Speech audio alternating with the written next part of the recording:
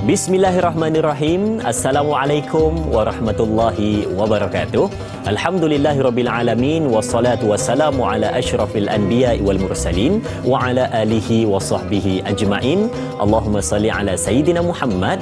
Allahumma salli ala sayidina Muhammad. Allahumma salli ala sayidina Muhammad wa ala ali sayidina Muhammad wa ba'du. Alhamdulillah. Pertama dan selamanya, mari sama-sama kita panjatkan rasa syukur pada Allah Subhanahu wa taala kerana untuk pagi yang berbahagia ini, tanggal 16 Ogos 2022 bersamaan dengan 19 Muharram 1444 Hijrah, kita dipertemukan untuk Tanyalah Ustaz, biar tahu jangan keliru. Seperti biasa, membawakan perbincangan untuk memberikan pencerahan kepada penonton semua berdasarkan topik-topik yang kita bawa. Setiap hari ada topik yang berbeza, dan hari ini berkenaan dengan topik pengajian hadis tentang hadis yang ke-23 di dalam kitab Matan Arba'in, hadis 40 Imam An-Nawawi. Sebentar lagi kita akan kupas dan bincang bersama dengan bintang ilmuwan yang kita bawakan khas kepada penonton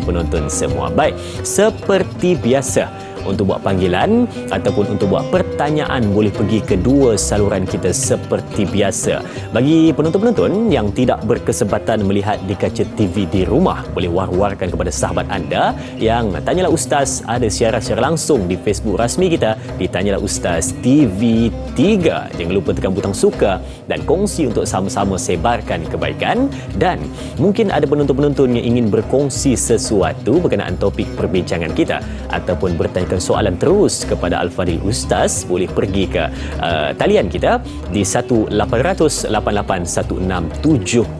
untuk buat panggilan. Pastikan soalan anda sesuai dengan topik perbincangan kita, mudah difahami dan elok untuk diajukan. Baik, topik perbincangan berkenaan dengan pelihara amalan dan pelihara iman. Kita akan bersama dengan bintang ilmuwan yang kita bawakan khas, yakni Al-Fadil Ustaz Cik Amran Mat Yusof bersama dengan kita, ataupun gelarannya diberikan Ustaz Amran Bollywood katanya. Baik, apa khabar Ustaz? Sihat, alhamdulillah. Selamat datang ke studio. Terima kasih. Ustaz, lama dah kau orang panggil Ustaz Amran Bollywood tu?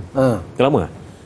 Lama tak tahulah pasal apa dia saya tahu sebab Ustaz selalu bila mana berlagu ataupun baca makna hadis ataupun Al-Quran, biasanya Ustaz lagukan ala-ala Bollywood gitu. Mungkin. Adakah peminat Bollywood?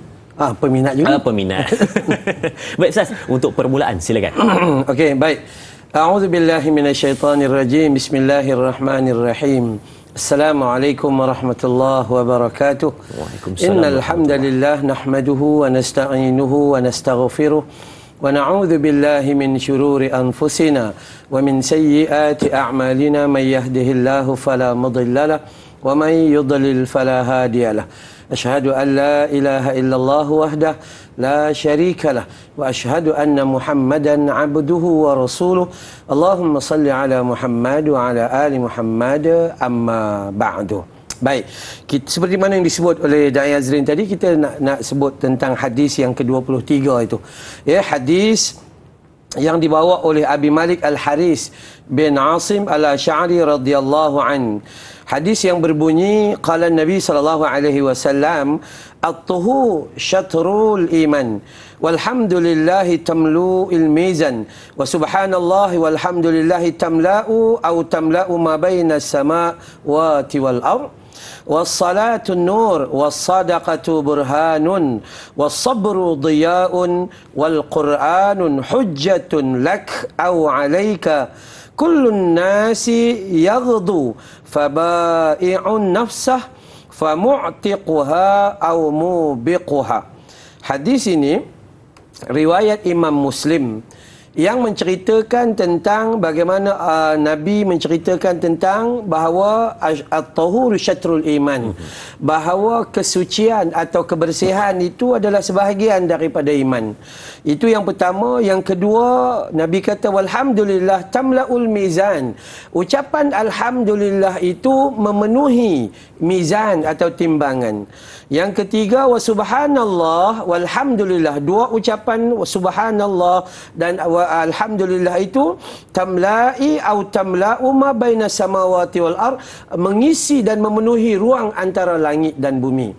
Dan kemudian wassalatun nur, salat yang kita lakukan itu adalah cahaya.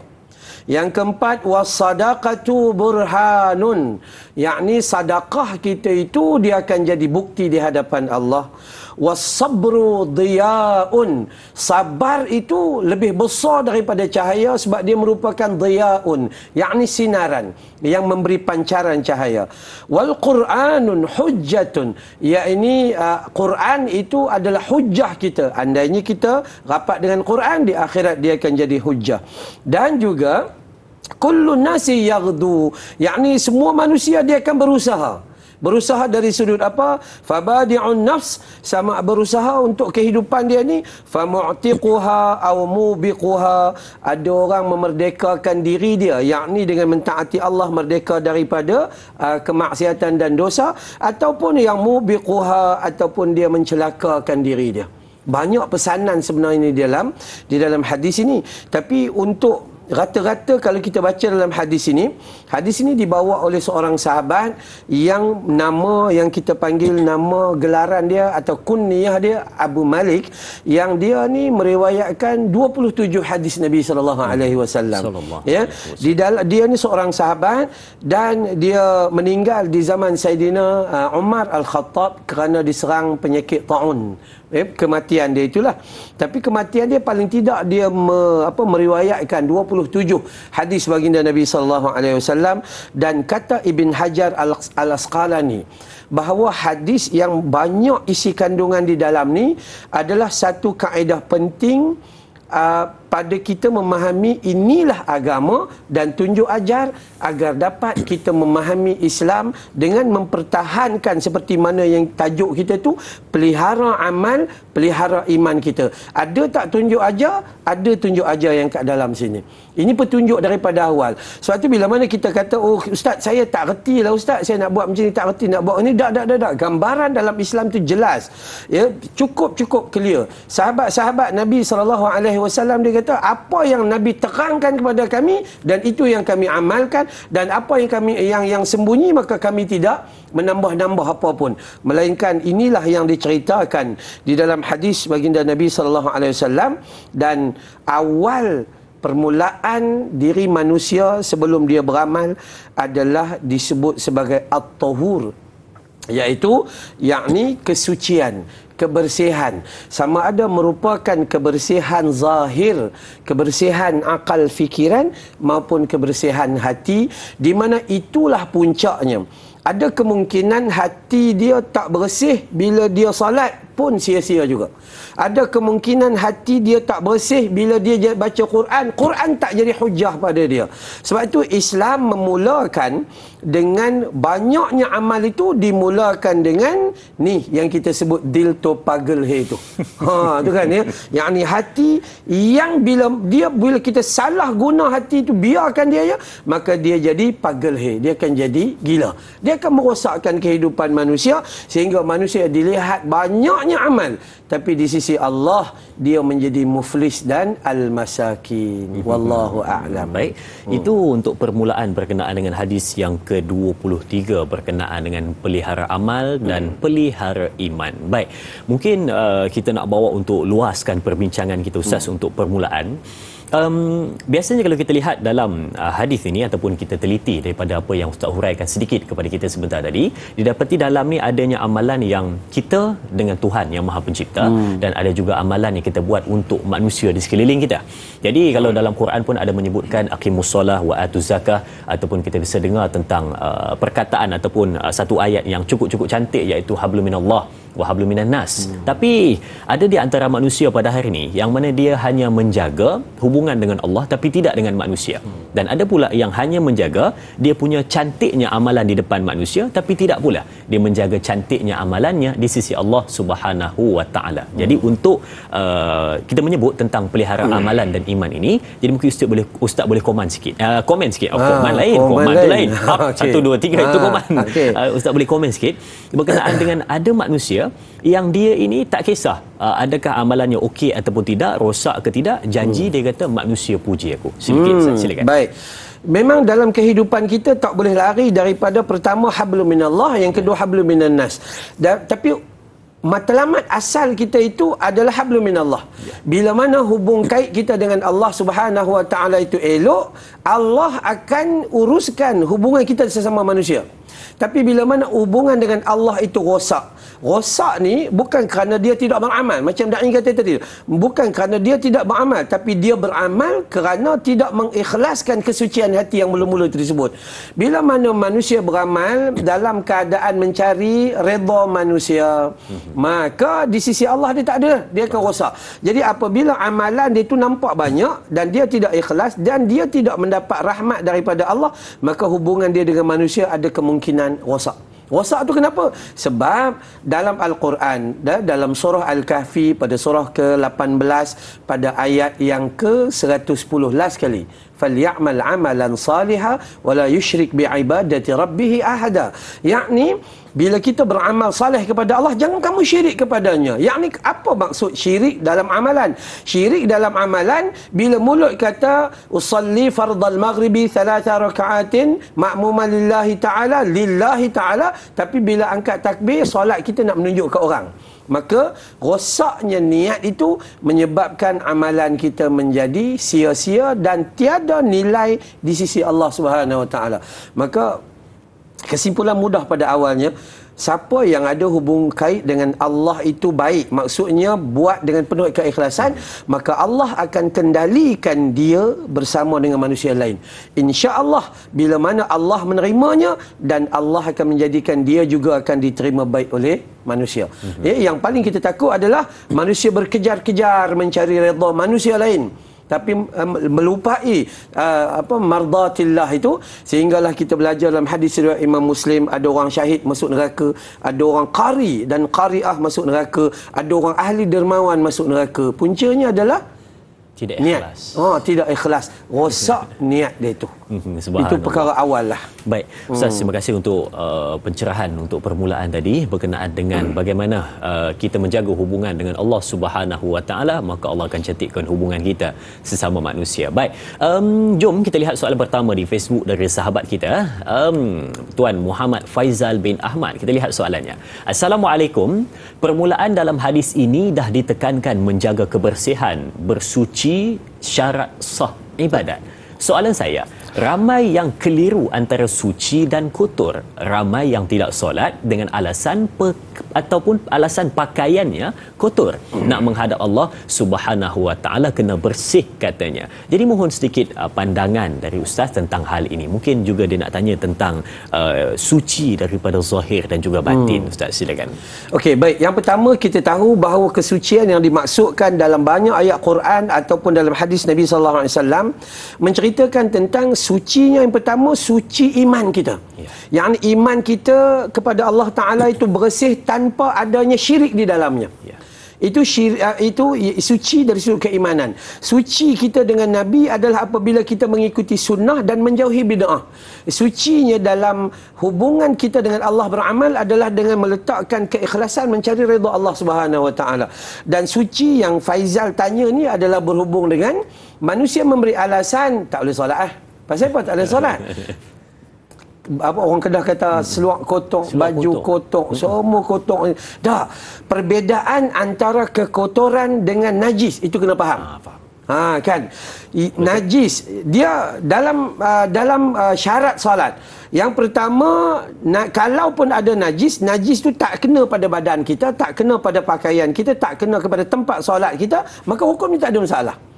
Kalau kena salah satu di antaranya, maka tak boleh solat. Yang tu. Tetapi dia tak kata kekotoran. Dia kata najis. Yakni sesuatu yang menghalang kita, yang menyebabkan kita tidak suci untuk solat. Tapi kotor ni, pandangan itu pandangan subjektif. Orang kata kotor. Kenapa ya? Mekanik kena minyak dekat seluar, kena minyak dekat baju. Itu bukan najis.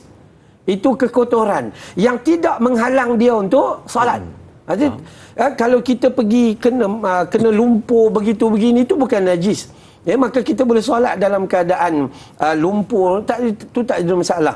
Cuma pemahaman kita membedakan antara kotor dengan najis. Jadi bila saya nak jawab kepada Faizal ni, saya katakan bahawa kena faham dua istilah itu. Yang membatalkan solat apabila kita tengah solat tiba-tiba najis kena dengan tempat solat kita, najis kena dengan pakaian kita ataupun dengan tubuh badan kita, barulah rosaknya. Tapi hak lain tak ada masalah. Boleh tak saya guna istilah ni? Kalau itu adalah najis, sudah pasti ia kotor. Ya. Tapi kalau kotor itu belum tentu najis. Ya, itu cantik. Jadi boleh pakai dia punya apa nama kaedah itu saya. Baik. Banyak lagi kita nak bincangkan berkenaan dengan hadis yang ke-23 ini, tapi kita beri ruang dahulu untuk berehat seketika. Kembali selepas ini bersama Tanyalah Ustaz, biar tahu jangan keliru.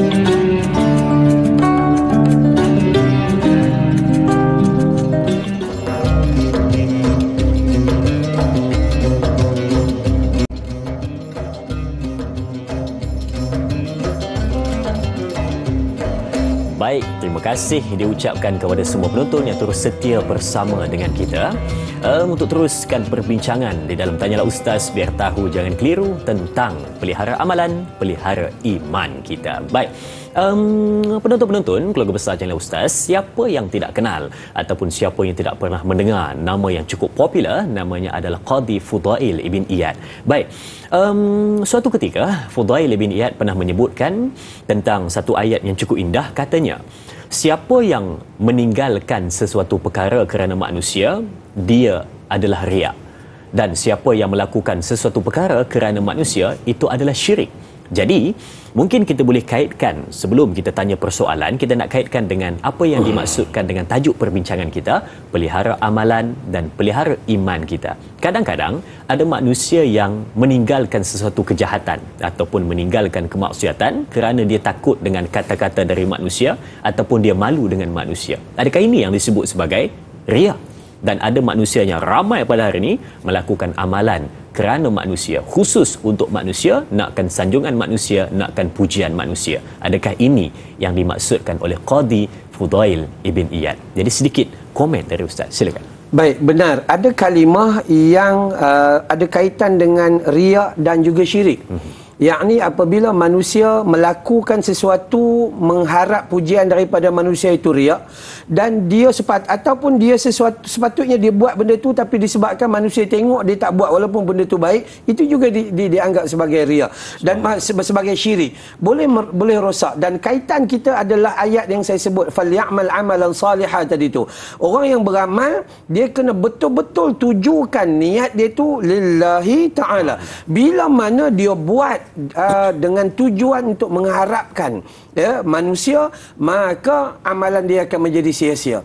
Kita melihat banyak cerita di antara hadis-hadis yang cerita apabila manusia naik bertemu dengan Allah Ta'ala, ruhnya bertemu dengan Allah, bahawa malaikat bawa banyaknya amalan-amalan, tapi Allah Subhanahu Wa Ta'ala kata amal ni banyak tapi niatnya kotor, sehingga membuat kerosakan di atas segala macam amalnya. Dan niat yang rosak itu membakar amalnya macam makan daun kering.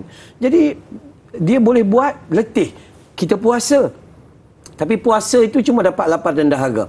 Kita tahajud, sekadar menahan mata sahaja. Solat tahajud cantik dah, orang pun tak tahu kita solat tahajud. Sebab solat tahajud kat Bandar Sarjana, orang tak tahu pun. Solat tahajud kat Bukit Beruntung, siapa yang tahu? Tapi habis je solat tahajud, ambil handphone, ambil gambar. Ambil gambar sejadah je. Pak, masuk dekat Facebook, masuk Alhamdulillah. Dia post pukul 4 pagi pula tu. Pukul 4 pagi kan. Alhamdulillah, solat tahajud selesai. Syukur pada Allah Ta'ala. Nampak macam baik. Tapi orang Melayu kata, yelek pocik. Habis. Tak ada dah. Sebab itu, pada diri kita, perjuangan awal. Sebab itu dalam hadis ni, dalam membincangkan soal amal, soal iman, maka Nabi mulakan at-tuhur syatrul iman. Yang tu dulu, kebersihan, kesucian hati adalah pokok pangkal bagi segala macam amalan yang disebut selepas itu. Dimulakan dengan itu. Fokus kita kalau dapat bersihkan hati, maka insya-Allah selepas itu akan mudahlah kita melakukannya. Wallahualam. Subhanallah. Baik, kita ada pemanggil di talian. Assalamualaikum. Waalaikumsalam. Ya tuan, siapa di sana? Encik Ilyas daripada Hitam, Pulau Pinang. Oh, Tuan Ilyas. Silakan soalan tuan. Ya. Assalamualaikum, Ustaz. Waalaikumsalam warahmatullahi. Soalan saya mengenai dengan Al-Quran ni. Kita baca dah Al-Quran ni.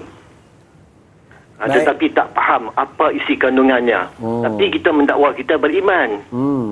Kita dah baca khatam lah, katalah khatam ni. Tapi kita tak tahu isi kandungan. Boleh baca je lah. Jadi macam mana kalau kita nak, kalau yang terbaiknya kita selanjutnya kita kata baca, faham, tak amal kan. Tapi isi kandungan kita tak tahu. Tapi kita mendakwa diri kita beriman. Minta pencerahan lebih lanjut daripada Ustaz Amran. Itu saja. Sekian, terima kasih. Assalamualaikum. Waalaikumsalam warahmatullahi. Sempoi soalan Tuan Ilyas tu. Dia kata baca tapi tak pernah nak ambil tahu apa intipati dia, tapi tak pernah nak diamalkan apa yang ada di dalam. Adakah kita ni betul-betul beriman katanya? Baik. Saya selalu kata kita baca Quran dalam Al-Lughatul Arabiyah, tapi kita faham Al-Lughatul Malayuiyah, Wal-Lughatul Jawariyah wal Banjariyah. Kan ya? Itu kita baca Quran. Dalam Al-Quran, ayat yang pertama mula-mula turun, Iqra. Allah Ta'ala perintah kepada Nabi untuk baca. Kenapa kena baca? Sebab lepas baca baru faham. Betul. Contoh, kita tak reti pasal hadis ni. Maka kita pun belilah kitab ni, hadis 23, baca. Baru faham. Maksudnya membaca dan kemudian faham. Kita baca. Setiap tahun khatam Quran. Tapi tak faham. Maka membaca kita itu tidak menepati pembacaan yang Nabi baca. Faham. Yang diperintah Iqra itu kena faham dari sudut itu. Sebab itu cantiknya soalan daripada Cik Ilyas ini, kita nak kena bagi tahu dalam bab Al-Quran. Pertama, memang kita kena belajar Al-Quran. Bagaimana cara nak baca Quran, mesti kena baca. Kena belajar. Dan kemudian kita lepas belajar, kita baca. Kenapa kita baca? Pergi kepada peringkat ketiga untuk memahaminya. Membaca bukan sahaja dalam bahasa Arab. Kalau kita tak faham bahasa Arab, bacalah bahasa Arab, lihat terjemahan dan baca kitab tafsir. Maka akhirnya dapat perkara ketiga, memahaminya. Lepas faham, beramal dengan isi kandungannya. Lepas beramal, ikhlaskan, betul, pastikan ikhlas. Dan yang seterusnya, share dengan orang lain. Khairukum man ta'allama al-Qur'ana wa 'allama. Yang duk jadi ni, soalan ni sangat baik. Akhirnya Al-Quran dia tak jadi hujah kepada kita dekat akhirat kerana kita sekadar baca. Baca masuk pertandingan lebih kurang macam tu, baca pula tu time sakit aja. Time sakit udah baru baca Quran. Time sakit, time takut. Time takut, takut betul dengan jin masa tu baca Quran. Bila dah bankrupt, dah meniaga, baru panggil pelajar tahfiz. Pergi baca. Tuan orang yang bankrupt tak baca juga, pelajar tahfiz yang baca. Maka tu pun termasuk pula ayat-ayat Quran yang dibaca pada botol-botol mineral. Kita orang Melayu ni dia terpedaya dengan miracle betul. Anak nak ambil exam, buat air penawar. Ramai ada jumpa kita, Ustaz minta tolong buat air penawar. Saya kata tak payah, air dia memang tawar. tak payah. Oh dah, anak saya nak ambil exam, kalau boleh dia nak pergi dapat A lah. A apa? Sepanjang hidup D dengan E je. Kalau awak tak berdoa, awak tak berusaha, awak tak pergi tuition, awak tak study dan sebagainya, air yang awak minum tu, minumlah sampai kembung perut sekalipun, takkan lulus. Islam begitu agamanya. Agama yang mengajar kita secara doa dan usaha dan kemudian serah kepada Allah Ta'ala. Maka saya katakan cantik soalan ni. Kita tak nak Al-Quran hari ni cuma jadi bahan untuk mencari duniawi dengan pergi ambil upah baca Quran atas kubur contohnya. Dapatlah income 7-8 ribu seorang. Yang buat ni bukan orang biasa. Orang pakai serban juga. Memperdagangkan Al-Quran demi kepentingan peribadi.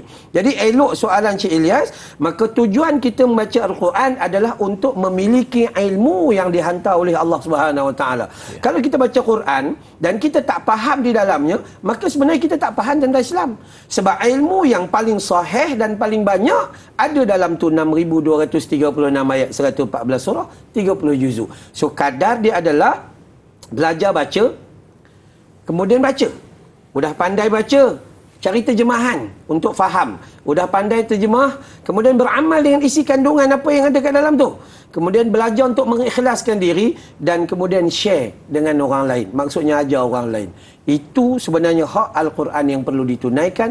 Bukan sekadar buat majlis khatam Quran dengan tukar baju baru. Dapat bunga telur seorang satu, sudah selesai. Sadaqallahul azim. Yang tu tidak kena kepada kepentingan yang kata Al-Quran itu dipanggil sebagai hujjah itu. Wallahu a'lam. Baik, itu pencerahannya berkenaan dengan apa yang kita bincangkan pada hari ini tentang untuk amalan kita selamat daripada perkara-perkara yang tidak diingini, juga memahami apa yang sedang kita laksanakan. Baik, kita ada pemanggil seterusnya. Assalamualaikum. Waalaikumsalam warahmatullahi wabarakatuh. Da'i Azrin dan Ustaz Amran Yusof.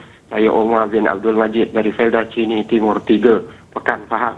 Assalamualaikum Ustaz dan Da'i. Waalaikumsalam warahmatullahi. Ya, silakan Tuan Umar soalannya. Ya, nafas bagaimana hari ini? Alhamdulillah. Alhamdulillah. Dan soalan saya begini Ustaz. Ya.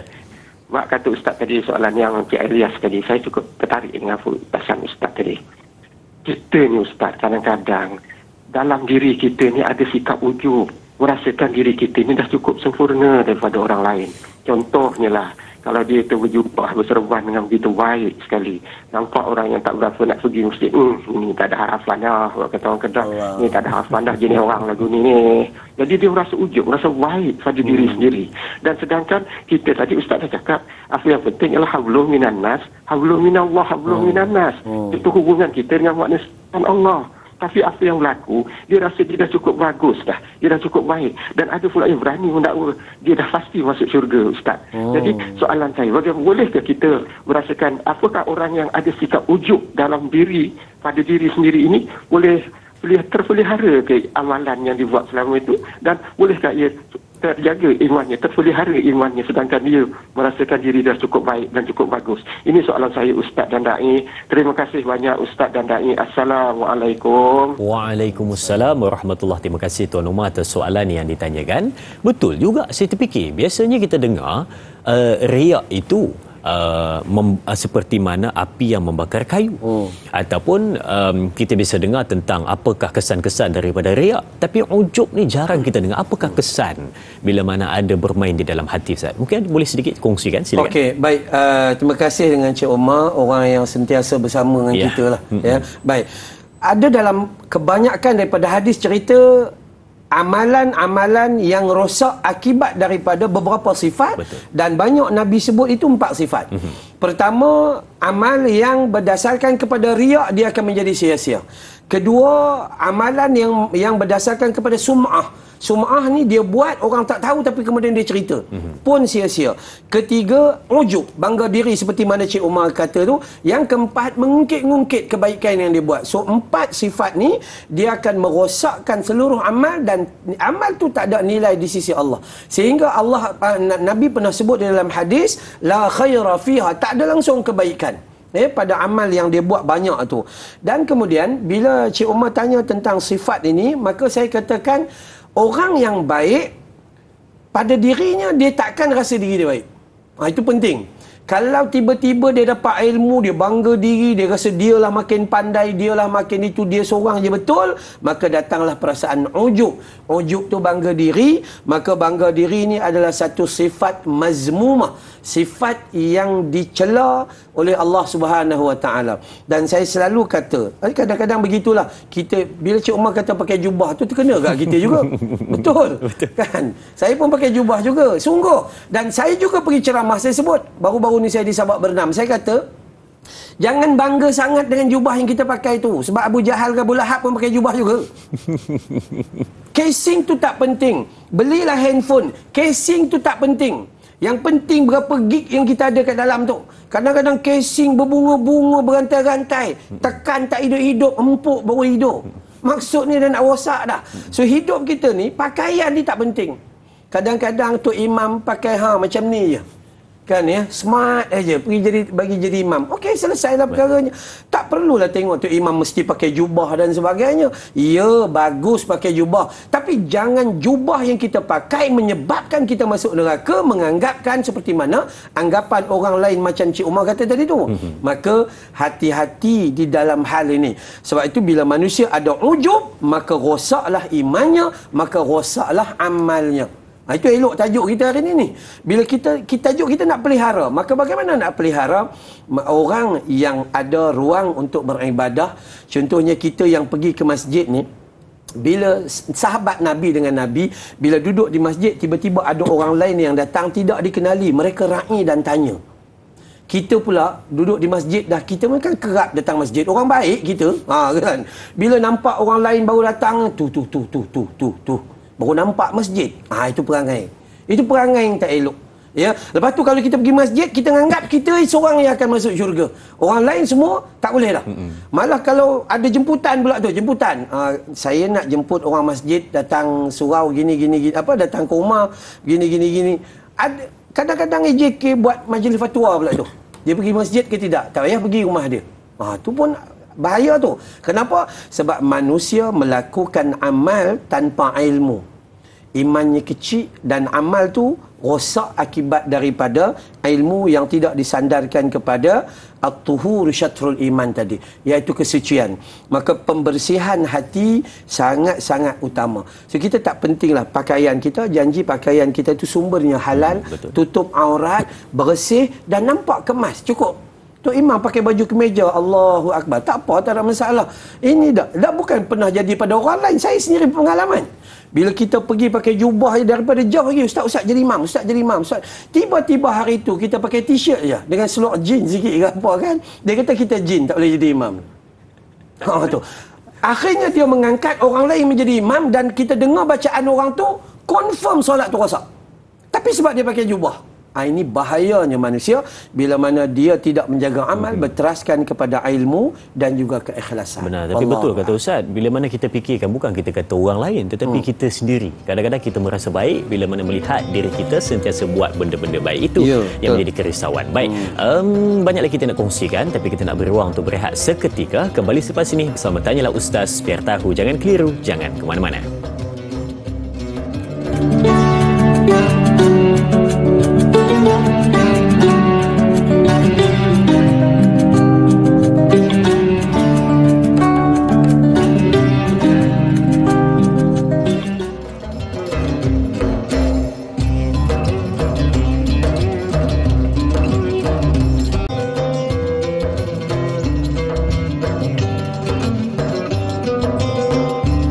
Manusia yang pada hari ini bila mana dia melakukan sesuatu perkara dalam kehidupannya, dia terlupa dengan dua benda.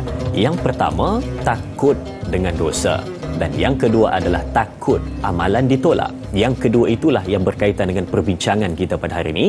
Apabila kita melakukan sesuatu amalan tetapi kita lupa untuk pagar amalan tersebut daripada ianya rosak ataupun ianya dimakan oleh anai-anai ataupun serangga yang bernama ujub dan juga riak. Ini yang patut kita perhatikan. Baik, jom kita nak ambil soalan di Facebook dari sahabat kita, yang mana banyak sahabat-sahabat saya tengok bertaikan soalan di ruangan Facebook, semuanya cantik-cantik, tapi kita akan ambil soalan-soalan untuk dicerahkan kepada penonton-penonton. Sebelum kita ambil soalan di Facebook, kita kaitkan dulu dengan perbincangan kita ya, berkenaan dengan, saya nak petik kata-kata daripada Al-Faqih Abu Laits Al-Samarqandi di dalam Tanbihul Ghafilin. Cantik ayatnya, yang mana dia sebutkan bila mana Allah nak memberi satu kebinasaan kepada seorang hamba, maka akan dihukum dia dengan 3 macam perkara. Yang pertama, diberi padanya ilmu banyak tetapi tidak beramal dengan ilmu tersebut.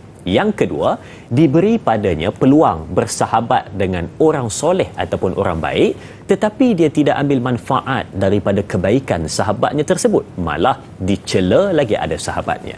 Dan yang ketiga, diberi padanya peluang untuk mengerjakan ketaatan ataupun membuat sesuatu amalan kebaikan, tetapi tidak ada satu pun amalannya yang elok ataupun ikhlas, semuanya amalannya rosak. Adakah ini yang dimaksudkan sebagai hukuman kepada orang yang nak diberikan sesuatu kebinasaan kepadanya oleh Allah Subhanahu Wa Taala? Tapi kebinasaan itu, adakah ianya benar-benar binasa ataupun ianya pengajaran kepada seorang hamba untuk ingat buat amalan, kena buat dalam keadaan baik? Sedikit pencerahan dari Ustaz, silakan. Baik, saya suka melihat dari sudut lebih positif lah. Ya. Saya tidak suka melihat dari sudut kebinasaan, tapi melihat dari sudut positif.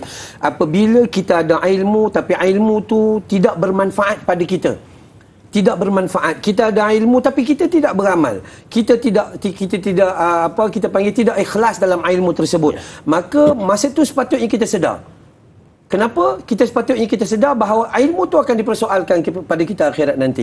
Apabila kita ada teman yang soleh, sepatutnya teman kita ni yang wangi ni, kita sepatutnya pergi duduk dengan dia, harapkan wangi tu melekat pada kita. Tapi bila kita ada teman yang baik dan kita tidak mengambil iktibar daripada apa yang ada, maka di sana tiada kemanfaatan. Begitu juga apabila kita diberi ruang untuk beramal. Contoh, kita pergi ke masjid, jadi AJK masjid, jadi AJK Persatuan Islam begitu begini. Tapi dalam hal tu masih lagi terjadi kita panggil kelalaian. Sebab tu saya pergi mana-mana saya suka sebut, kelalaian adalah jenayah yang paling besar dalam sebuah kehidupan. Ada tak dia ada ilmu? Ilmu. Tapi akibat daripada dia lalai, ilmu tu menjadikan dia bongkak. Ilmu tu menyebabkan dia ni suka, bukan muzakarah, suka debat. Nak menang je. Saya betul. Ilmu tu sehingga menghina orang lain. Itu bahaya. Betul. Ya, itu bahaya. Mana semua ni dia datang dari sudut mana? Balik kepada at-tuhuru syatrul iman. Balik kepada iman, balik kepada keikhlasan, balik kepada hati. Sebab itu bila kita takut hati kita ni, saya selalu sebut hati kita ni ada 3 kategori. Kategori pertama, rasa bersalah bila buat dosa. Rasa bersalah bila buat dosa. Mula-mula kita belajar buat dosa, bersalah, istighfar, patah balik. Jangan buat lagi. Tapi kalau kita rasa bersalah, dia pergi kepada rasa biasa bila buat dosa. Itu dosa tu, alah biasalah. Dah mula dah. Kan ya? Dan paling dahsyat, dia naik satu peringkat bila dah seronok buat dosa, tu rasa seronok bila buat dosa. Orang kata ni haram ni. Ustaz, haram tu pada ustaz, pada saya sebuah keberuntungan. Dah kan? Maka tak boleh dah. Maka sebab tu semuanya datang bermula daripada hati kita. Bila mana hati dapat bersih, maka ilmu yang sedikit tapi cukup menjadi manfaat. Kawan ni bukannya baik sangat kawan tu, tapi kita dapat petik kebaikan daripadanya. Amal yang diberi ruang oleh Allah itu bukannya banyak. Nak kata sedekah, orang lain pemurah, sedekah sana sini, kita al-bakhilun wal kedukutun. Kan? Jadi sebenarnya tak kuat pun, tapi bila mana sesuatu jangan cuba ingat, Nabi mengajar kita, Allahumma inni as'aluka ilman nafi'ah. Minta ilmu dan ilmu tu bermanfaat kepada kita. Wallahu a'lam. Baik. Itu yang kita risau sebenarnya ya. Bila mana kita ni buat amalan banyak tetapi tidak ada satu pun amalan kita yang diterima oleh Allah Subhanahu Wa Taala. Banyaknya ilmu tetapi tidak ada ilmu yang bermanfaat kepada kita. Kerisauan itu datang. Baik, kita ada pemanggil di talian. Assalamualaikum. Waalaikumsalam. Da'i Azrin, Kak Iyad sini, Nohayati Ismail dari Rawang. Kak Iyad. Silakan soalan Kak Iyad. Terima kasih Da'i. Assalamualaikum Ustaz. Waalaikumsalam warahmatullahi. Kak Iyad memang tertunggu-tunggu Ustaz bersiaran, dan Kak Iyad setuju tadi bila Ustaz kata bila orang tu tak datang surau kita tak boleh ni dia macam tu. Jadi Kak Iyad setuju sangat tu Ustaz. Jadi soalan Kak Iyad Ustaz, Kak Iyad nak tanya tentang dalam hadis tersebut, kita perhatikan semuanya perlukan ilmu Ustaz. Kita nak ambil wuduk, kebersihan, solat, mengaji, semua perlukan ilmu. Dan kita perlukan guru yang mursyid juga Ustaz. Jadi Kak Iyad nak minta pandangan Ustaz. Kadang kita ni ketegang Ustaz. Kalau solat tu kita tak nak belajar. Kita duduk solat macam kita sekolah dulu Ustaz. Macam tu juga mengaji dan yang lain-lain. Jadi Kak Iyad nak minta bimbingan Ustaz lagi satu tentang hadis palsu. Kita suka sangat beramal dan percaya. Macam contoh-contoh baru ni nak sambut Muharram. Macam-macam kisah tentang 10 Muharram tu Ustaz. Jadi Kak Ayat nak minta Ustaz sedarkanlah masyarakat kita ni Ustaz. Belajar. Jangan ketegang. Itu saja soalan Kak Ayat Ustaz. Terima kasih Ustaz. Assalamualaikum. Waalaikumsalam warahmatullahi. Terima kasih Kak Ayat atas soalan yang diajukan, 2 soalan ya. Saya rasa Kak Ayat ni orang bandar Tasik Puteri, Rawang Selangor. Tapi boleh bercakap Kedah Ustaz. Maknanya dia belajar. Dia belajar. Betul-betul pentingnya ilmu katanya tadi. Baik, yang pertama adalah tentang mereka yang jenis tak nak dengar nasihat ataupun malas untuk mencari ilmu dalam nak beribadat, ketegak kata Kak Ayat sebentar tadi. Dan yang kedua tentang hadis palsu, berhati-hati beramal dengan hadis palsu. Silakan. Baik, Kak Ayat bagi 2 kalimah yang sangat penting lah. Okey, pilah belajar, jangan ketegang. Tu kan. Pilah belajar, jangan ketegang. Maksudnya belajarlah. Macam mana cara hampa belajar tak penting. Pilah. Nak belajar universiti, nak belajar dengan ceramah, nak baca kitab ke apa gitu, itu terpulanglah. Tapi fokus kepada soalan Kak Ayat tadi adalah beramal tanpa ilmu. Yang kita tak dapat pelihara amalan yang kita duduk tengah fikir ni. Dia duduk tengah fokus ni. Baik. Ibnu Qayyim Al-Jauziyah menyebut dalam kitabnya Zadul Ma'ad, manusia itu ada beberapa ruang untuk berjihad. Dan jihad yang paling utama seseorang manusia itu dikhabarkan oleh Ibnu Qayyim Al-Jauziyah. Yang pertama adalah jihad untuk mempelajari ilmu yang sahih. Cerita tentang hadis palsu tadi kan, itu bila kita dapat berjuang untuk mempelajari ilmu yang sahih, maka kita terlepas daripada perkara yang pelik-pelik. Yang kedua, berjihad untuk beramal dengan ilmu yang sahih. Kadang kita tak reti angkat apa gini-gini, kita duk tengok. Ya, ada orang tanya, Ustaz ni saya solat dekat R&R, saya solat sebelah orang tu diangkat, digerak-gerak macam ni. Apa hukumnya Ustaz? Hukumnya awak yang dosa. Asal saya pula Ustaz, sebab awak solat sempat pergi tengok orang. Kan? Ini masalahnya. Ilmu. So apa kita buat adalah, yang pertama kata dalam kitab Zadul Ma'ad, Ibnu Qayyim kata berjuang untuk dapatkan ilmu yang sahih. Yang kedua, berjuang untuk beramal dengan ilmu yang sahih. Yang ketiga, berjuang untuk menyampaikan ilmu yang sahih. Dan yang keempat paling penting, bersabarlah kamu di dalam menunaikan 3 perkara tadi. Sebab itu dalam bab ini yang disebut sebagai wasabru dhiyaun, walaupun yang dai kata tadi as-salatun nur, salat itu cahaya, tapi kenapa sabar itu disebut ad-dhiyaun, sinaran memancarkan cahaya yang lebih kuat sebenarnya. Maka kita katakan, dan saya serulah, saya sokong apa yang Kak Ayat sebut tadi. Sebenarnya tugasan kita adalah sebelum beramal, belajar dulu, memiliki ilmu tentang amalan tersebut. Jangan kita beramal dengan apa yang kita tidak tahu. Ya? Dan dalam bab hadis palsu jelas Nabi kata, man kadzaba alayya muta'ammidan falyatabawwa maq'adahu minan nar. Siapa-siapa berbohong, berdusta atas nama Nabi dengan menggunakan hadis palsu sedang dia mengetahui itu palsu, siap tempat duduk dia dalam api neraka Jahannam. Itu satu. Kedua, ada orang tanya Ibn Hajar Al-Asqalani. Dia kata, ya Syekh, aku menyampaikan ilmu, aku beramal dengan ilmu, tapi aku tak tahu hadis itu sahih atau tidak. Adakah aku berdosa macam hadis palsu tadi? Syekh kata, tak. Kamu tidak berdosa kerana menyampaikan hadis palsu. Tapi kamu berdosa kerana beramal dan menyampaikan hadis yang belum tentu sahihnya itu. Kamu tetap berdosa. Maka hati-hatilah. Maknanya kena belajar. Kena belajar. Balik kepada pusatnya, iaitu ilmu. Contoh yang kata sebut tentang kita disunatkan berpuasa baru-baru ni, Tasu'a, 9 hari bulan Muharram dan Ashura. Okey, sepatutnya kita rebut ni. Sebab 10 itu diampunkan dosa setahun yang lepas. Ini kita puasa pun tidak, kacau bubur rajin. Kacau bubur sampai 5-6 kawah bubur Ashura. Kan, orang yang kacau bubur pun kencing manis sampai 16-17 bila dia cek. Itu kadang-kadang. Maka memberi ruang diri kita untuk mencari yang sahih, beramal yang sahih, menyampaikan yang sahih dengan bersabar di dalam berusaha itu sebenarnya nikmat yang cukup besar, keluar daripada apa yang Kak Ayat kata tadi itu. Kita duduk amal dan amal tu menjadi sia-sia. Wallah, subhanallah, itu jawapannya. Baik, sidang penonton, kita beri ruang sekali lagi untuk berehat seketika. Kembali selepas ini bersama Tanyalah Ustaz, biar tahu jangan keliru.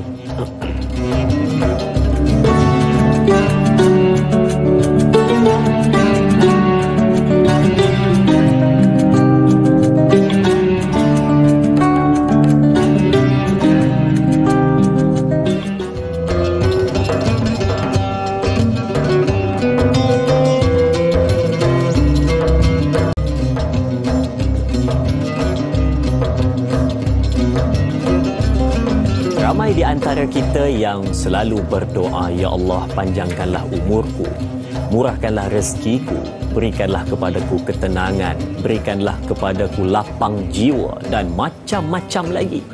Tetapi jarang ataupun kadang-kadang baru kita lafazkan, Ya Allah, peliharalah amalanku dan juga peliharalah keimananku. Itu yang jarang kita ingat untuk dilafazkan. Kadang-kadang kita tanya, apa lagi nak doa, apa lagi nak doa, apa lagi nak minta? Rupa-rupanya dua perkara ini yang penting, tetapi nampak samar-samar sahaja kepentingannya. Tapi sebenarnya sangat-sangat penting pelihara amal dan pelihara keimanan kita kepada Allah Subhanahu Wa Taala. Itu yang paling penting. Dan tapi biasalah kadang-kadang kita terlupa. Bukan kita kata sengaja kita mengabaikan doa tersebut, tetapi kita terlupa untuk menjaganya. Sebab itulah sifat manusia. Oleh kerana itu, kena tengok Tanyalah Ustaz, biar tahu jangan keliru, supaya setiap pagi dapat ilmu-ilmu yang baru untuk memperbaharui ilmu kita dan tambah baik nilai dalam kehidupan kita. Mudah-mudahan menjadi hamba Allah yang soleh dan solehah. Baik, kita akan teruskan perbincangan kita ya. Untuk kita ambil soalan seterusnya di Facebook Tanyalah Ustaz, biar tahu jangan keliru. Okey, kita lihat dari sahabat kita Haris Hizami. Kita lihat soalannya. Assalamualaikum. Katanya, bagaimana kalau ada orang yang enggan ke masjid untuk solat berjemaah dan hanya solat fardu di rumah sahaja? Apakah cara terbaik untuk mengajak orang sebegini untuk ke masjid di samping bersosial dengan orang lain juga? Mohon pencerahan Ustaz. Terima kasih. Terima kasih juga sahabat kita Haris Hizami atas soalan yang diajukan. Terima kasih sahabat kita. Katanya tak nak pergi masjid, macam mana nak buat ni? Silakan Ustaz. Bismillahirrahmanirrahim. Terima kasih Haris. Okey, baik. Ini soalan lazim yang kita terima lah. Soalan lazim ni penceramah tang mana pun orang akan tanya macam mana nak buat, macam mana nak buat. Okey, cerita dia dari sudut ilmu dulu. Siapa pun yang solat, sama ada solat di rumah atau solat di masjid, kalau dia ikut syarat dan rukunnya sah. Kalau dia solat di rumah dan solat di masjid, dia dapat, kalau solat jemaah, dia tetap dapat 25 atau 27. Kerana dalam hadis berkenaan dengan dapat 27 tu tak sebut fil masajid, tak sebut. Tapi disebut solat berjamaah. Maka di rumah pun dapat pahala, di RNR dapat pahala, dekat pejabat pun dapat pahala. Solat dapat 25. Tetapi orang yang rasa selesa sangat solat di rumah sampai tak mau pergi masjid langsung ni, ada sesuatu yang berat pada diri dia. Kenapa? Dia sukar dan dia tak suka kepada sunnah Nabi. Sedangkan Nabi ni, dia solat fardu disebut dalam hadis semua, solat fardu di masjid, solat sunat di rumah. Maka seandainya dia merasa tenang di rumah, tak mau langsung pergi ke masjid, maka bukan kata solat dia tak sah dan tak dapat kebaikan. Tetapi kekurangannya adalah apabila dia tidak jatuh cinta dengan sunnah baginda Nabi SAW. So apa yang kita perlu buat? Soalan dia macam mana nak buat Ustaz? Depa ni semua depa. Setelah saya cukup tak suka. Depa, aku tak macam mana aku ni kan. So sebenarnya dua pihak. Pihak pertama diri sendiri. Kalau Nabi kata solat di masjid dapat khurfatun min jannah, iaitu dapat 2 taman yang dalam tu buah-buahan masak ranum. Ya, diampunkan dosa, pi balik dan sebagainya. Dapat pula bersosial tadi tu, jumpa sahabat, malah pi masjid ni, ya Allah, hidangan kambing tiap-tiap hari. Masya Allah, kan ya? Itu yang makin ceramah makin naik. Itulah, badan naik 80. Macam mana gaya? Itu keadaannya. Maka nikmat di dunia lagi dah nampak dah. Lepas ceramah, lebih paling tidaklah lepas makan ada bungkus lagi buat balik. Itu punya dahsyatnya manusia. Bab pertama, kena ada kesedaran ilmu kepada orang yang solat di rumah, bahawa di masjid itu tempat solat yang paling utama dalam solat fardu bukan di rumah. Jadi dia kena ikut sunnah Nabi. Baik. Tidak menjadi masalah apabila dia membahagikan separuh dan separuh itu. Tapi jangan sahingi tinggal langsung masjid. Yang kedua, balik kepada AJK juga. Macam mana nak bawa orang ramai ni main masjid? Maka kaedah yang jarang diguna pakai oleh AJK masjid di mana-mana sahaja, terutama kita kat Malaysia ni, adalah kita meninggalkan satu sunnah Nabi. Yakni Nabi ni dia tak tunggu di masjid. Selepas selesai saja solat, Nabi akan bergerak bermuamalah dengan orang kampung. Maksudnya saya katakan AJK masjid sepatutnya mereka mengendalikan ziarah rumah ke rumah untuk berdakwah. Bukan duduk di masjid, buka saja buat ceramah begitu ini, dah. Tapi ziarah. Ziarah kepada siapa? Ziarahlah kat mana-mana. Bawa buah tangan sikit daripada masjid, pergilah bagi hadiah dekat orang kampung sikit ke apa yang lebih kurang lah. Maka ziarah ini dia akan sentuh hati kita. Tambah-tambah pada rumah orang yang tak pernah datang masjid. Kita jumpa dia di pasar tani, kita jumpa dia di padang waktu zumba, kan? Kita jumpa dia di mall. Tapi kita yang jadi AJK yang duduk main tiap-tiap hari, tak jumpa dia di masjid. Maka rumah orang ni yang patut kita ziarah. Pergi ziarah, bagi salam, bawa buah tangan, tanya apa khabar, saja nak kenal, bagi sikit brosur atau poster masjid. Ni ada masjid punya apa ni program sikit, datanglah ke masjid, insya-Allah bolehlah bersilaturahim. Orang yang tak pernah datang ke masjid, tiba-tiba AJK pergi ziarah, bagi pula buah tangan, dia akan rasa dalam hati, Allahu Akbar. Itu dakwah yang Nabi buat. Tapi kita tak buat. Maka sebab itu saya katakan ada dua pihak. Pihak pertama, diri kita sendiri mesti ada keinginan untuk melakukan sunnah Nabi dengan solat di masjid. Pihak kedua AJK, dia harus bangun untuk menepati sunnah Nabi SAW. Jangan ditinggalkan hanya pada urusan jamaah tabligh semata-mata. Yang jemaah tabligh ni dia main sekali-sekali. Tapi AJK ni dia lebih mengenali. Maka ziarah itu adalah lebih utama untuk menghadirkan silaturahim, dan insya-Allah dengan silaturahim yang baik itu akan menghadirkanlah lebih ramai orang mengimarahkan rumah Allah Taala. Wallahu a'lam. Lebih ramai orang mengimarahkan rumah Allah Subhanahu wa taala. Saya pernah terbaca satu artikel yang ditulis berkenaan dengan macam isu yang kita sebutkan tadi, berkenaan dengan ramai orang tanya kenapa depa? Kenapa tak kita? Kenapa depa? Kenapa orang lain? Kenapa tak kita? Dia kata, saya minta masa sikit untuk saya sebutkan. Dia sebutkan, kalau ada orang yang tidak mau singgah ataupun hatinya tidak tergerak untuk datang ke masjid ataupun ke surau ataupun kita sebut sebagai rumah Allah Subhanahu wa taala, maka soalan kenapa mereka tak nak datang patut diletak soalan itu soalan yang ketiga, katanya. Kena ada dua lagi soalan di depan sebelum tanya kenapa mereka tak nak datang. Soalan pertama adalah, apa yang kita di masjid buat untuk tarik orang datang? Kita yang di dalam, kita yang selalu datang, apa kita buat untuk tarik orang datang? Yang kedua adalah, tanya soalan, apa kita buat sampai orang di luar tak nak datang? Jadi kena tanya itu. Dan yang ketiga, kalau semuanya dah okey, barulah tanya pada diri sendiri juga. Bukan tanya pada mereka, tanya pada diri sendiri, kenapa mereka tak nak datang? Ini katanya untuk 3 persoalan diajukan pada diri kita sendiri, kenapa orang lain tak nak dekat hatinya dengan rumah Allah Subhanahu wa taala. Itu sebagai selingan pada hari ini. Baik, soalan seterusnya juga di Facebook dari sahabat kita. Izara Zulaikha katanya, Assalamualaikum, bagaimana tingkatan sabar dalam memenuhi untuk memelihara iman, katanya. Baik, apakah yang dimaksudkan antara sabar dalam ketaatan dan juga sabar dalam kemurkaan? 2 soalan saya dapat tangkap di sini. Yang pertama tingkatan sabar, dan yang kedua beza di antara sabar dalam taat dan juga sabar dalam kemungkaran. Terima kasih sahabat kita Izara atas soalan yang diajukan. Saya serahkan pada Ustaz. Silakan. Baik, bismillahirrahmanirrahim. Dia sebut sabar di sana, kita boleh petik daripada hadis kita sendiri. Ya, betul. Dalam hadis ni menjelaskan bahawa kullun nasi yaghdu, manusia ni dia berusaha, faba'i'un nafs, iaitu dia kadang-kadang menjual diri dia. Menjual ni macam mana? Famu'tiquha au mubiquha, iaitu menjual dengan kadang-kadang dia memerdekakan diri dia. Yakni merdekakan diri dia apa? Dengan melakukan, mencari redha Allah Subhanahu Wa Taala, atau menjual dengan mencelakakan diri dia, melakukan kemaksiatan dan dosa. Maka saya kaitkan kesabaran ini dengan hal yang di penghujung, yang bila dalam hadis ni yang mengatakan itulah manusia. Dia keluar daripada rumah, sama ada diri dia boleh menjual diri dia kepada Allah dengan mentaati Allah. bersyukur dengan nikmat yang Allah bagi, dengan semakin belajar untuk mendekatkan diri dia kepada Allah, ataupun dia menjual diri dia kepada hawa nafsu dan syaitan sehingga dia terdedah kepada melakukan kemaksiatan dan dosa. Maka ini ada kaitan dengan kesabaran. Kesabaran kalau kita mengaji ada 3 benda. Yang pertama, sabar dalam taat kepada Allah.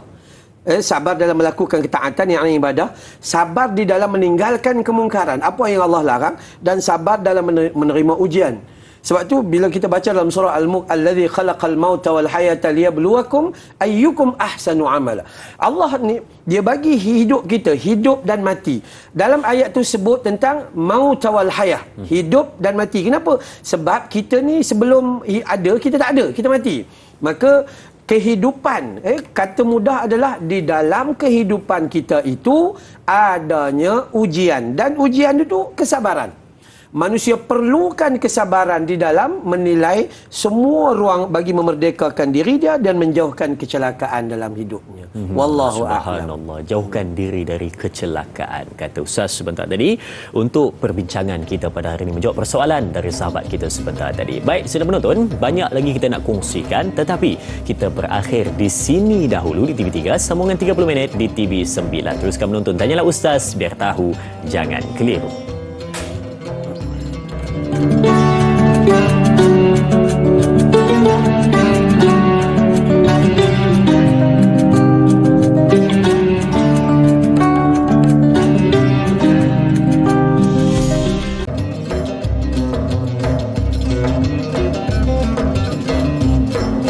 Subhanallah, kita bertemu kembali duduk di meja perbincangan untuk kembali kita merungkai hadis yang ke-23 berkenaan dengan pelihara amalan dan pelihara iman kita daripada perkara-perkara yang tidak diingini merosakkan iman dan amalan kita. Baik, sedang penonton, semakin hari semakin merisaukan banyak perkara-perkara yang kita rasa macam ianya tak sepatutnya berlaku di dalam masyarakat kita, akhirnya juga ianya telah berlaku.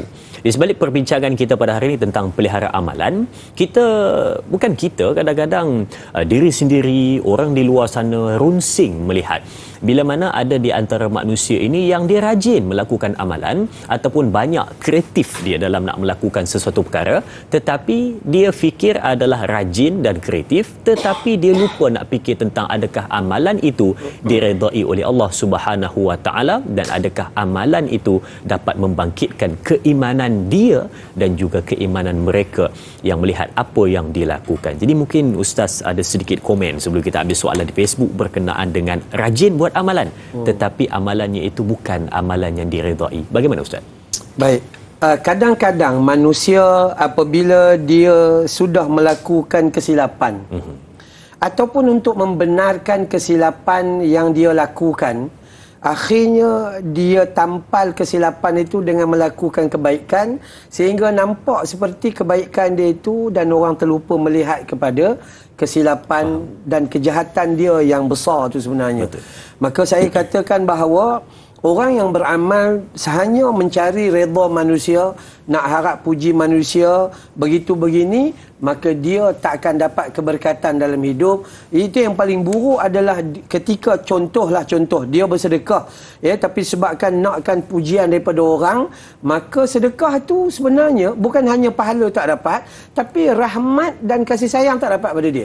Dia bayar zakat contohnya, ambil gambar ni perut perap cerita tentang dia bayar zakat gini-gini pun sebenarnya pahala pun tak dapat, malah tidak memberi satu keberkatan dalam kehidupan dia. Akhirnya dia buat, tapi dia sendiri tidak berhenti daripada melakukan kejahatan.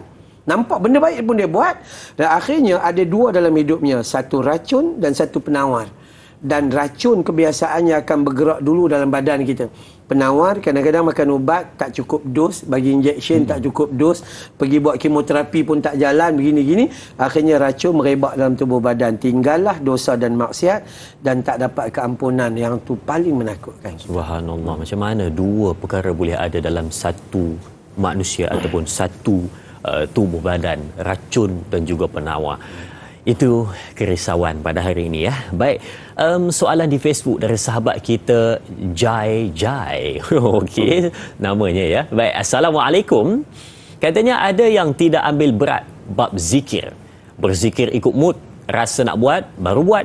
Berbeza dengan menyanyi. Jika stres, pergi ke karaoke terus hilang stres. 2 jam rasa sekejap. Berzikir baru 2 minit sudah pun menguap katanya. Soalan saya, bagaimana nak tukar daripada hobi hiburan kepada berzikir? Wow, terima kasih atas soalan sahabat kita Jai yang bertanya berkenaan dia kata nak ubah hobi daripada suka kepada benda yang mungkin sedikit sia-sia kepada zikir yang lebih bermanfaat katanya. Silakan Ustaz. Okey, baik.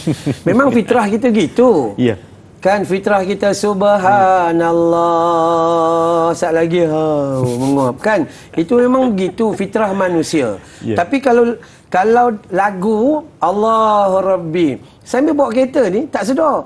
Ake kuli huya huban.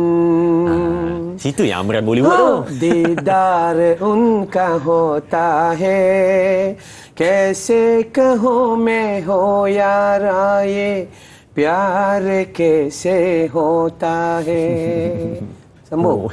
Tak tahu Ustaz. Saya tahu dudu tapi nak masuk kepada Bollywood tu manusia biasa begitu. Memang fitrah manusia. Allah menyebut dalam Al-Quran penciptaan manusia ni dhaif. Dia sangat lemah. So tetapi dalam bab zikir ini, dalam hadis ni sendiri Nabi bagi tahu kita wa subhanallah walhamdulillah tamlani au tamla'u ma baina samawati wal ard. Berzikirlah kamu kerana kami nak bagi 2 kalimah ini pahalanya memenuhi antara langit dan bumi. Offer dan tawaran yang besar daripada Allah Ta'ala. Cuma kita kena faham zikir itu bukan hanya menggunakan lidah. Kan ya.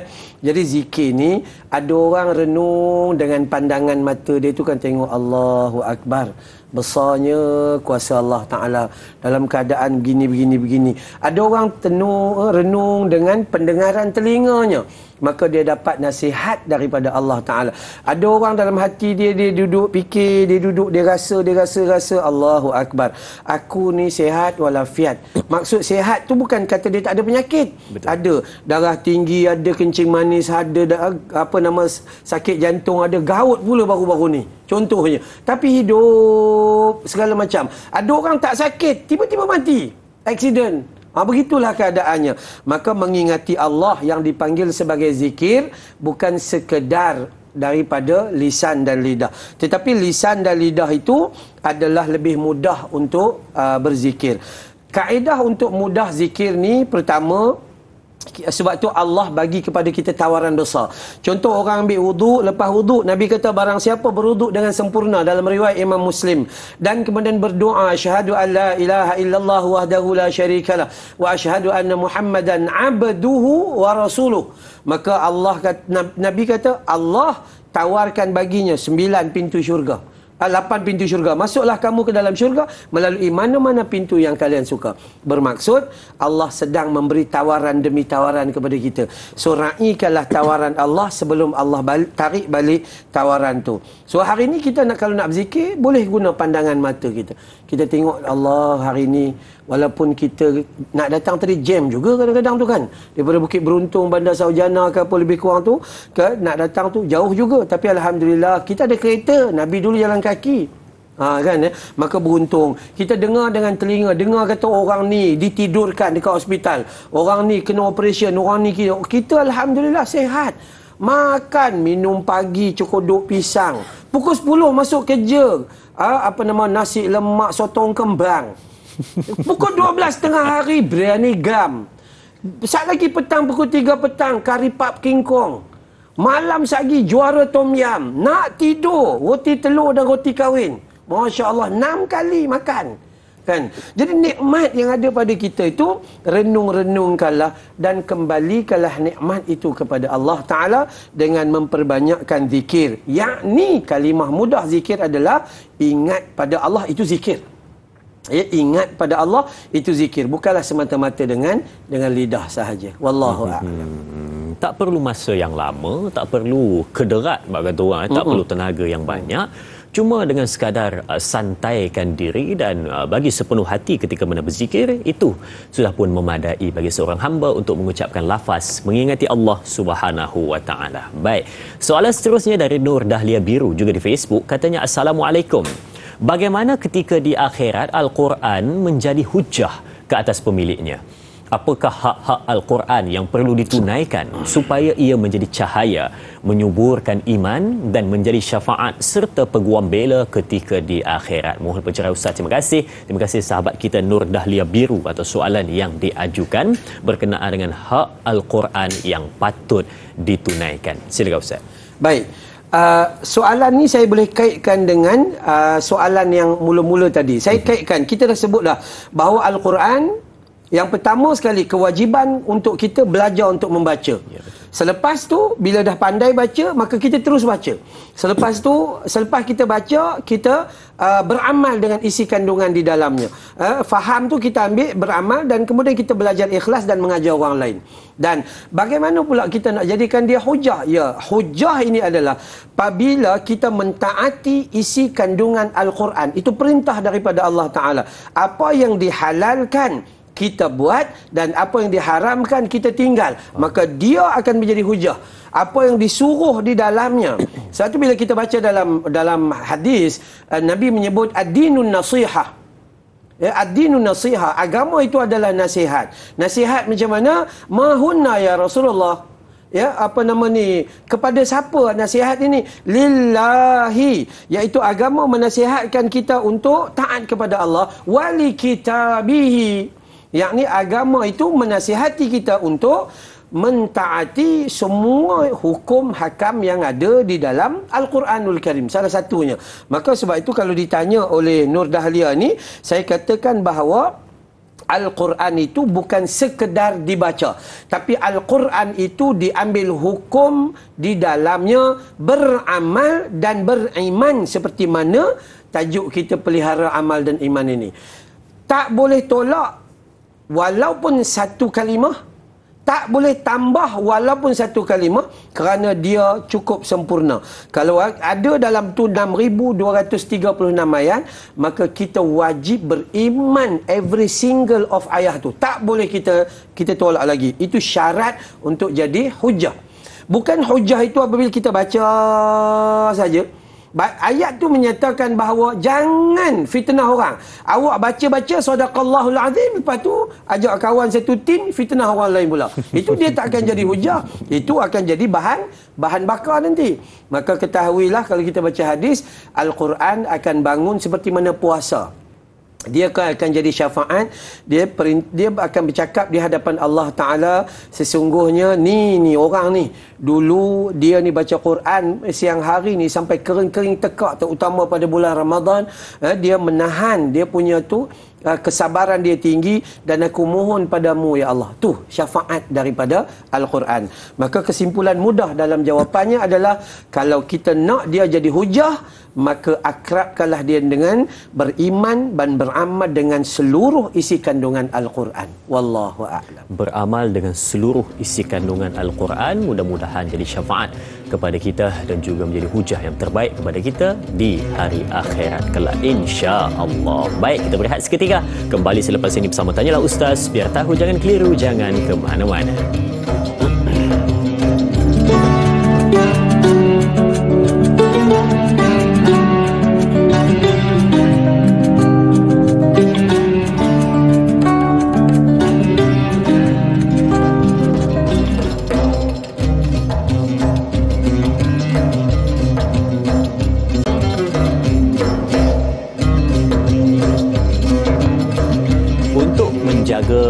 Keselamatan sesuatu amalan itu ataupun untuk memelihara sesuatu amalan itu perlu kepada 4 perkara. Yang pertama adalah ilmu, dan yang kedua adalah kesabaran. Yang ketiga adalah niat yang ikhlas, dan yang keempat adalah kejujuran di dalam melaksanakan sesuatu amalan tersebut. Maka dengan 4 perkara ini mudah-mudahan setiap amalan yang kita lakukan terpelihara ia daripada penyakit-penyakit yang boleh hinggap kepada amalan tersebut dan merosakkan ia, maka tidak lagi menjadi manfaat kepada kita di hari akhirat kelak. Baik, sedang penonton, kembali untuk duduk di meja perbincangan untuk terus ambil soalan-soalan dari Facebook Tanyalah Ustaz dan soalan-soalan dari talian untuk kita jawab persoalan-persoalan dari penonton. Baik, seterusnya dari sahabat kita Jura Azlin Sofian, katanya Assalamualaikum. Soalan saya, katanya, apakah yang dimaksudkan dengan petikan sebahagian hadis tersebut? Setiap manusia keluar waktu pagi, ada yang menjual dirinya, ada yang memerdekakan dirinya dan ada pula yang mencelakakan dirinya. Ini berada di hujung hadis tersebut. Terima kasih kepada sahabat kita Jura Azlin Sofian atas soalan yang diajukan. Ya, betul juga Ustaz. Apa dimaksudkan dengan perihal yang di hujung tersebut? Berpagi-pagi keluar menjual dirinya. Silakan. Baik, setiap manusia apabila dia bangun tidur, dia akan keluar untuk memulakan kehidupannya. Ya. Pertama sekali kita kena ingat bahawa modal kita ni siapa yang punya? Allah yang punya. Jadi kalau nak berniaga, kita berniaga dengan Allah Subhanahu Wa Taala. Modal daripada Allah dan kembalikan kita kepada diri kepada Allah Taala. Dan dikatakan orang yang menjual diri ni, ulama kata satu, dia menjual diri dia dengan Allah untuk mengambil kebaikan. Dengan melakukan ketaatan. Dan ada orang yang menjual dirinya kepada hawa nafsu dan syaitan, akhirnya dia terdedah kepada hawa nafsu, kemudian maksiat dan dosa.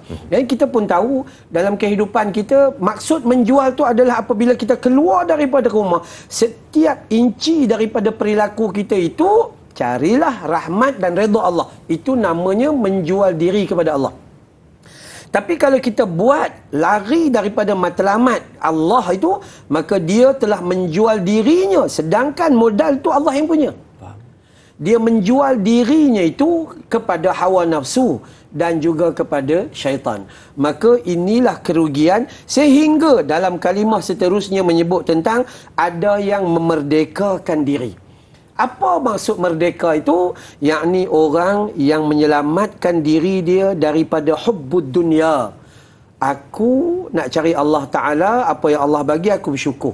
Saat dia tak ada tinggalkan Allah, dia merdekakan diri daripada kehinaan dengan hubbud dunia, dan dia merdekakan diri daripada azab di negeri akhirat nanti. Ini kemenangan besar yang bersandarkan dia jual beli dengan Allah.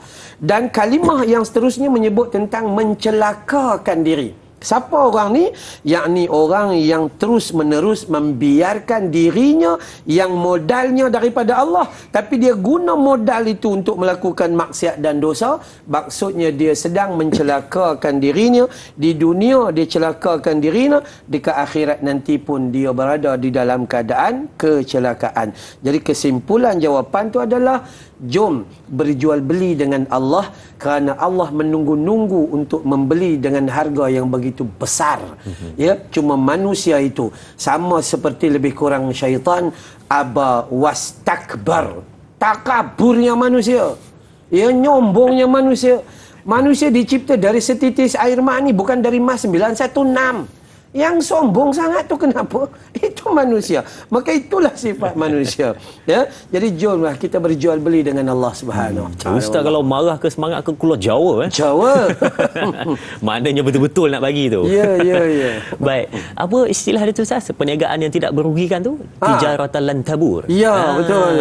Berniaga dengan Allah Subhanahu Wa Taala itu pasti tidak akan merugikan. Keluar waktu pagi menjual diri, adakah antara dua sama ada celaka ataupun dalam keadaan beruntung satu-satu manusia itu? Baik. Saya terbaca satu soalan dari sahabat kita, bukan soalan, macam sedikit perkongsian lah, macam sedikit luahan katanya. Kita lihat daripada Nur Baizura Muhammad, kalau kita dapat lihat di Facebook. Dia kata, Assalamualaikum Ustaz, ketika seseorang itu menghadapi kesulitan dalam kehidupan, mulalah dia berpuasa sunat dan memperbanyakkan doa dan membaca ayat suci Al-Quran dengan harapan kepada Allah, dengan berharap kepada Allah agar diberikan jalan keluar dan dipermudahkan segala urusan. Adakah itu boleh dikatakan memelihara amalan dan juga iman? Soalannya di sini adalah, terima kasih kepada sahabat kita Nur Baizurah atas soalannya. Dia punya masalahnya di sini adalah, bila mana ada benda-benda yang tak sedap ataupun benda-benda yang sakit, menyusahkan, barulah dia ingat nak buat benda-benda baik ataupun apa yang disebutkan dalam hadis Nabi SAW ini. Barulah nak sembahyang, Quran, berzikir, nak buat benda baik. Tapi bila mana hidupnya senang, okey-okey je dia hidup macam itu. Langsung tak ada nak ingat kepada amal kebaikan. Ustaz, silakan sedikit. Baik. Yang pertama sekali saya katakan husnuzan, prasangka baiklah. Apabila manusia itu dilanda musibah, ujian dan dugaan, maka dia balik kepada Allah dengan melakukan doa kepada Allah. Dia tak pergi jumpa bomonang, butinang, butikui. Dia cari Allah Subhanahu Wa Taala. Walaupun pada asasnya dia hanya mencari Allah bila ada keperluan. Kan, bila rasa tak perlu, enggak apa-apa, biarin aku seorang-seorangan, dia kata gitu kan. Itu manusia. Tapi sifat yang betul yang ada pada dia adalah dia masih kembali kepada Allah. Bila tiba-tiba berniaga tak laku, buat nasi lemak 1 tong, buang 1 tong. Oh, tu kan dia. Tak laku. Maka dia balik kepada Allah. Ya Allah, Allahumma la sahla illa ma ja'altahu sahla wa anta taj'alul huzna idza syi'ta sahla. Ya Allah, kenapa begini. Betul. Cuma yang tak betulnya adalah dia hanya mencari Allah pada ketika dia rasa perlu dan dia meninggalkan Allah pada ketika dia rasa macam dia tak perlu. Ini sifat yang boleh merosakkan iman dan amal.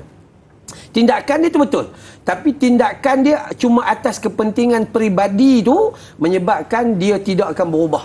Tetapi kita sokong bila mana dia bila susah dia tak pergi jumpa, dia tak pergi cari harta korun. Oh tu kan, ni duit tak ada ni, macam mana ni, bankrupt, pergi cari harta korun. Harta tu nak cari buat apa? Korun yang punya, carilah awak yang punya. Itu keadaan manusia. Maka saya katakan kita puji dulu dia kerana dia menggunakan saluran yang betul. Sebab Nabi kan kata bila kita ada masalah cari Allah Subhanahu Wa Taala. Ya, doalah gini. Walaupun dia tu hanya berdoa, doa dia itu je. Ya Allah, ya Tuhanku, duitku kurang, tambahilah. Hartaku sikit, banyakkanlah. Rumahku kecil, besarkanlah. Isteriku 1, 4kanlah. Doa dia itu aja. Itu contoh ke Ustaz punya doa? Tak, contoh je, contoh. Tapi Nabi tak minta gitu. Nabi minta jauh daripada api neraka, jauh daripada azab kubur, jauh daripada kelalaian dunia, jauh daripada mati yang tidak baik dan sebagainya. Yang maksudnya dalam hal memelihara iman dan amal ini, maka kita kena balik kepada Allah Ta'ala dengan buat macam mana? Ingat bukan lupa, syukur bukan kufur, taat bukan engkar. Maka selesailah masalah yang dia tadi tu. Wallahu a'lam. Hanya cari Allah ketika mana dalam keadaan susah, tetapi waktu senang melupakan Allah Subhanahu Wa Taala. Itu banyak terjadi, tetapi masih lagi dalam landasan yang betul. Cuma kesilapannya adalah hanya ingat di waktu susah sahaja. Baik. Soalan seterusnya dari sahabat kita Intan Zurina Abdul Razak, katanya, Assalamualaikum Ustaz, untuk memelihara amalan dan iman supaya tidak rosak, antaranya adalah memerlukan mujahadah, menundukkan hawa nafsu yang terlalu dicintai ataupun mencintai dunia. Mohon Ustaz kongsikan tips untuk jihad berterusan menentang hawa nafsu dalam diri buat kita semua. Terima kasih Ustaz dan terima kasih sahabat kita Intan Zurina atas soalan untuk menundukkan nafsu ini. Sangat-sangat susah, sebab itu jihad yang paling besar adalah jihad melawan nafsu Ustaz ya. Jadi sedikit Ustaz, silakan. Baik, kalau kita lihat dalam Quran, Allah kata a'udzubillahi minasyaitanirrajim. Innal ladzina amanu wal ladzina hajaru wajahadu fi sabilillah ulaika yarjuna rahmatallah wallahu ghafurur rahim. Orang beriman, dia berhijrah, dia berubah. Wajahadu, dia bermujahadah, dia berjuang fi sabilillah, dan ulaika yarjuna rahmatallah, mereka buat semata-mata cari rahmat Allah Subhanahu Wa Taala. Maka untuk kehidupan kita, untuk kekal mujahadah dan istiqamah, macam mana nak buat? Kita kena paksa diri kita buat sehinggalah sesuatu yang luar biasa menjadi satu kebiasaan. Contoh, hari ni kita terpaksa solat. Terpaksa sebenarnya, kalau ikut tak nak juga. Kan, terpaksa solat fardu. Kenapa? Sebab kita tahu bahawa tinggal berdosa masuk neraka, buat dapat pahala. Tapi yang sunat? Tak. Kan, puasa sunat tak? Tak ada. Kenapa? Sunat. Dalam solat baca surah tak? Tak, sebab sunat. Akhirnya sepanjang tahun menyunat aja gitu. Ya, sungguh. Itu je. Dan kita rugi ke tidak di hujungnya? Rugi kerana amalan sunat itu menampal kekurangan amalan fardu. Dan akhirnya macam kita makan nasi putih. Nasi putih je tu fardu. Makan. Asal kenyang udah. Sayur enggak ada, ikan goreng ke mana kan ya. Sambal belacan tak ada gitu gini. Maka dia tak sempurna. Tapi kalau ada perhiasan semuanya, maka iman dan amal menjadi sempurna di sisi Allah Subhanahu Wa Taala. So kalimahnya mudah. Paksa melakukan sesuatu amal, paksa diri kita sehinggalah amalan itu dari luar biasa menjadi biasa. Wallahu a'lam. Kalau makanan pun kita nak ada hiasan, apatah lagi ini amalan kita. Ya, mudah-mudahan dengan amalan yang kita lakukan sepanjang kehidupan kita diterima oleh Allah Subhanahu Wa Taala dan diberikan kepada kita iman ini sentiasa meningkat dalam keadaan baik-baik sahaja. Jangan dirosakkan amalan yang kita lakukan kerana ia adalah transaksi kita di hadapan Allah Subhanahu Wa Taala pada hari akhirat. Jadi Ustaz, boleh tutup sedikit dengan doa ringkas untuk memberkati majlis kita di hujung ini, silakan. Baik, bismillahirrahmanirrahim. Alhamdulillahirabbil alamin. Wassalatu wassalamu ala sayyidil mursalin wa ala alihi wa sahbihi ajma'in. Ya Allah, ampuni kami ya Allah. Ya Allah, teguhkan iman kami ya Allah. Ya Allah, kuatkan amal kami ya Allah. Ya Allah, ikhlaskan hati kami ya Allah. Ya Allah ya Rahman, kurniakan istiqamah dalam perjuangan kami ya Allah. Ya Allah, hadirkan kekuatan dalam kami berjuang atas jalan-Mu ya Allah.